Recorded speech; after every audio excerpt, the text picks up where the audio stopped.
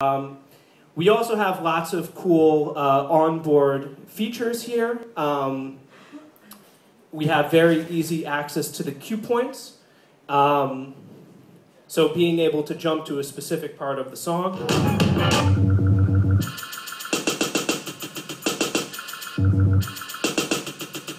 And notice the very nice LED light feedback. I touch it and it lights up. And just having this here so close to you without having to reach somewhere over here makes life much, much easier. If you need to get to a place of a song quickly, you know, it doesn't have to be for scratching. You just maybe want to jump to a different part of the song or repeat a part of the song. You don't have to come over here, which is what I would do in the past. All I have to do is hit it here. So next thing I'm going to do is I'm going to demonstrate using the cue points here.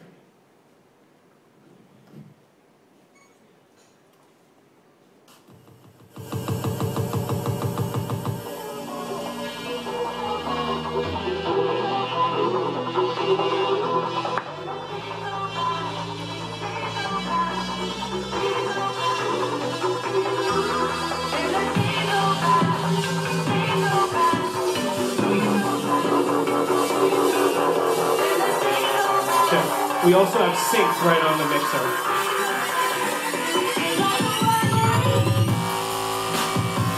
It's a little loud for this time of the day, but bear with me.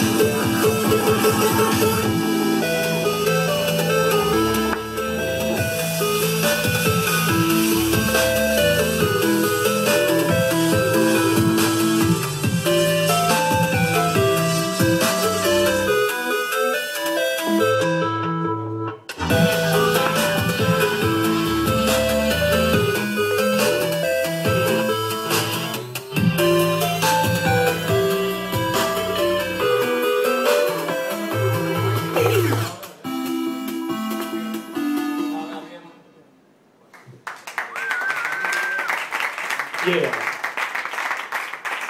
So using the cue points there, create a little melody. Cue points are a lot of fun. Having them here, I was also accessing them via my machine here, and I'm using machine as a MIDI controller to control cue points, to control loops, to control effects, and using it with the Z2 just sort of to get more access to the features. Because this mixer, the layout is kind of intentionally user-friendly easy for the user, and sometimes I like to do things that are not easy for the user. One thing I love about the mixer is the USB hub in the back, especially with the MacBook Pros only having 2 USB ports. It makes it kind of a pain in the butt if you want to use 2 controllers. And so for instance, I wasn't using the Traktor F1 until this mixer came around, because setting up a USB hub in the club,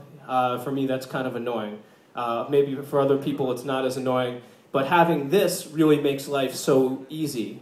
If I can set this up, I plug in here, then there's just one USB into my computer, and I even have a port free if I want to put another controller, or charge my telephone, or charge my toothbrush. All that's possible with this extra hub here.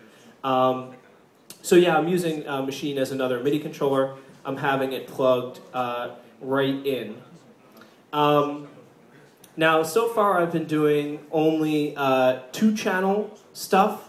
You know, just decks A and decks B. But this, I mean, it looks like a 2-channel mixer, but really you do have access to the 3rd and 4th decks on the mixer. Firstly, I can change controlling the cue points to launching the samples by hitting this button over here. I've switched from deck A to deck C. Same thing, deck B to deck D.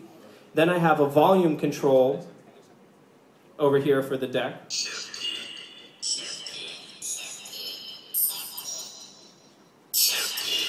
That's a good sample to use. I recommend it. But having these 2 volume controls, I mean, part of the reason I think they designed it this way is, for me, when I saw this layout, I immediately thought, okay, I'm going to do decks A and decks B on the mixer, and then I'm going to use the F1 to control decks C and decks D. And then if you're using the F1, you have volume control, you have filters on this controller. So it's less important to have the 4 channels, because you kind of already have the things you'd want out of those extra channels. Volume faders and some sort of ability to manipulate the frequency. Now there are a lot of ways to use